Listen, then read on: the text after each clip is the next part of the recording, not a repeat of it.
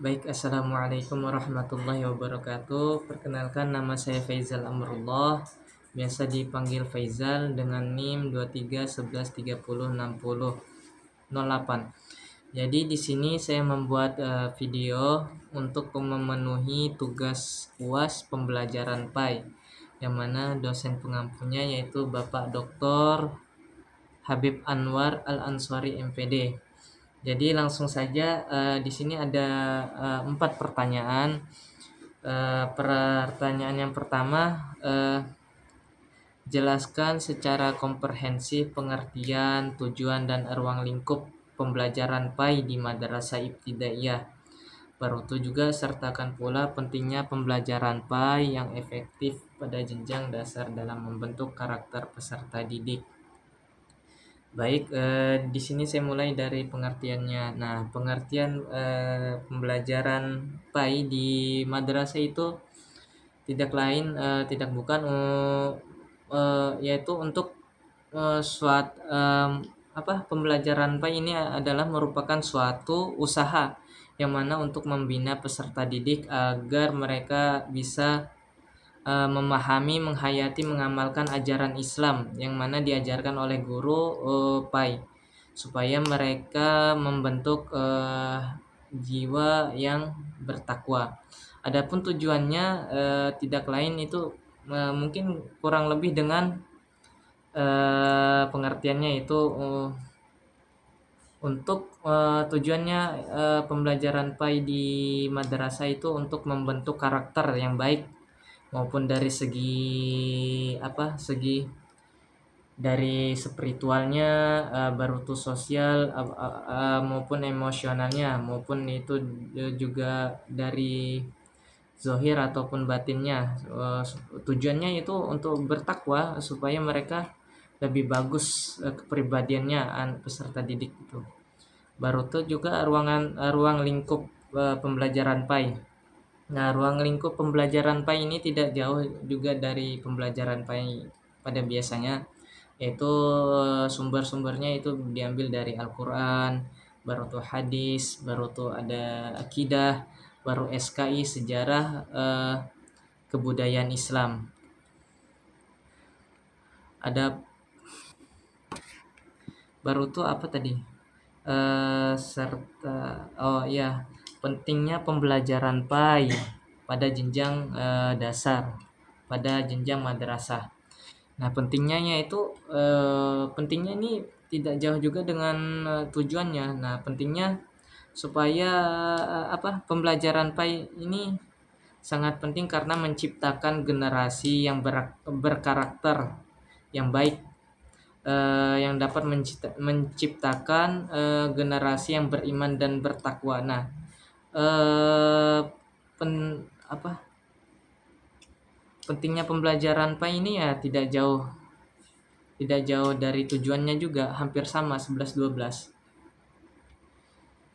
Baik, adapun soal nomor 2, analisis tantangan yang dihadapi oleh guru PAI dalam mengembangkan pembelajaran PAI. Berikan solusinya. Tantangan guru PAI ini mungkin tidak hanya guru PAI saja yang menerima tantangan. Guru-guru yang pembelajaran lain juga pasti menerima tantangan. Contohnya seperti keterbatasan sumber daya. Jadi guru PAI itu harus pintar-pintar membuat misalnya, kan ini kan keterbatasan sumber daya. Misalnya kita nanti ditempatkan di suatu sekolah yang sumber dayanya minim. Jadi guru PAI itu harus kreatif dan inovatif dalam membuat materi yang disampaikan maupun alat yang digunakan dalam memperagakan materi tersebut tersampaikan dengan menarik, itu begitu. Adapun juga yaitu yang tantangan lainnya adalah perkembangan teknologi. Jadi banyak juga guru PAI maupun guru yang lain, perkembangan teknologi ini adalah salah satu tantangannya. Mengapa? Karena teknologi ini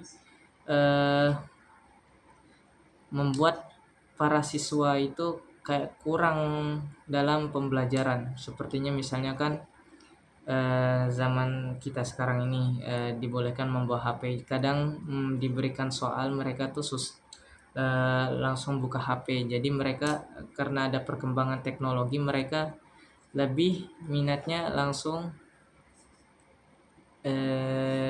buka HP gitu tanpa mereka cari dengan mungkin jujur. Kan dalam menjawab soal itu kita harus jujur atau yang lainnya.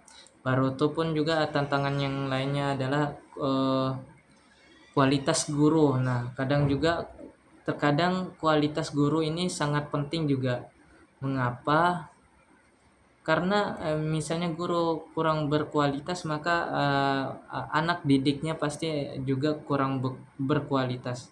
Nah, solusinya bagaimana? Mungkin pemerintah atau sekolah ataupun organisasi membuat kayak seminar khusus guru begitu, atau pembelajaran khusus guru, supaya mereka itu guru-guru PAI maupun guru-guru yang lain lebih inovatif, lebih kreatif dalam membuat atau mengajarkan sesuatu.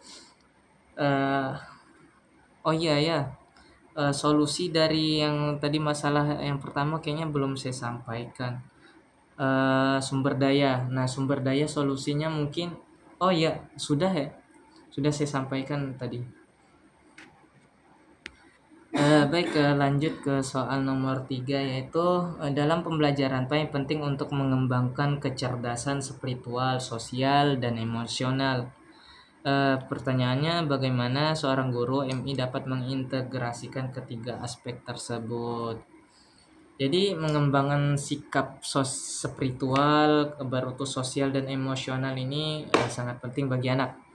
Jadi untuk mengembangkannya, pertama spiritual. Nah, spiritual ini mungkin kita dapat menghubungkan dengan kisah-kisah para nabi, seperti kisah teladannya Rasulullah Sallallahu Alaihi Wasallam, yang mana mereka mungkin dari kisah tersebut mereka terinspirasi atau mereka lebih lebih kagum dengan Rasulullah Sallallahu Alaihi Wasallam untuk mengikuti yang lebih baik, untuk mengikuti sifat-sifat yang baik yang ada pada diri Rasulullah. Baru itu pun ada sosial.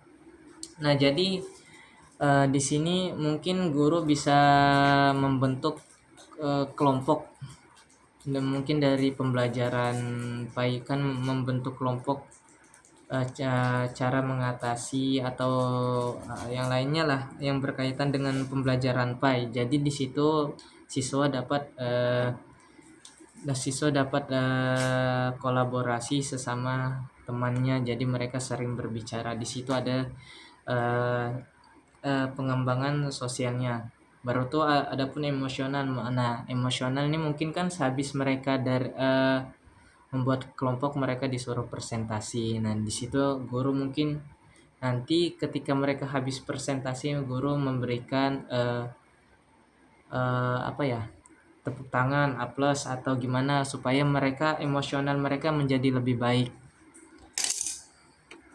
dan supaya mereka juga emosionalnya lebih pede nanti jadi ke depannya, atau pokoknya lebih baik.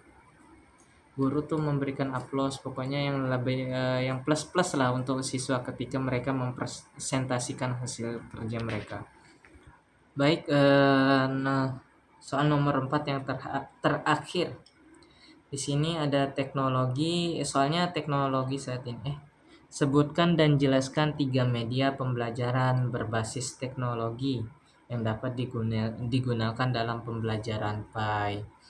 Nah, di sini teknologi di sini ada 3 yang saya sebutkan, yaitu yang pertama video pembelajaran. Nah, video pembelajaran ini bisa kita terapkan di pembelajaran kisah Rasulullah, yang mana dianimasikan secara menarik, semenarik mungkin untuk supaya itu siswa lebih suka menonton begitu, animasinya bergerak atau gimana dibuat sebagus mungkin. Yaitu medianya itu video pembelajaran. Baru tuh yang kedua ada kuis. Nah, kuis ini juga salah satu dari pembelajaran yang berbasis teknologi. Jadi misalnya kuis ini kita menerapkan pembelajaran sholat, rukun iman atau rukun-rukun Islam. Jadi di situ nanti kita misalnya sebutkan rukun Islam yang ketiga, sumpama. Di situ nanti peserta didik menjawab. Baru tuh ada juga PPT. Nah, PPT ini biasanya kita tampilkan. Nah, sering digunakan oleh guru-guru untuk mengajarkan kepada peserta didik, yang mana setiap slide di PPT tersebut ada animasi, ada pun video yang menarik, yang mana peserta didik itu merasa wah begitulah. Jadi cukup sekian dari saya. Jika ada kurang ataupun lebihnya itu juga kurangnya dari saya dan lebihnya itu datangnya dari Allah Subhanahu wa taala. Unzur man qala wa la tanzur man qala. Assalamualaikum warahmatullahi wabarakatuh.